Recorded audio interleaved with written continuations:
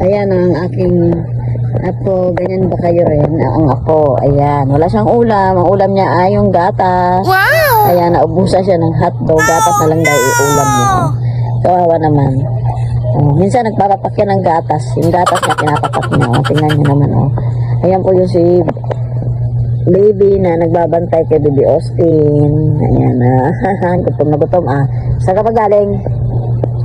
Nagutom ka? Saan ka galing? Nagutom ka? Sa school daw siya. Anong ginawa mo doon? Wala ka bang baon? Baon. May baon ka. Ba't gutom ka? Ang nagpapukutan. Kanina pero siya gutom.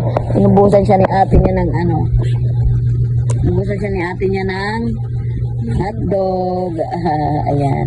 Tingnan niyo yung bata niya. Kumain na. Ayan. Ganyan po yan siya. Pag wala po siyang ulam, yung gatas po niya ang kanyang ulam. Ayan. Nagpapapapa po yan ng gatas. Ayan kaya't parang inaantok na nga rin. Uy, pikit-pikit na. Ay, pikit na. Ayan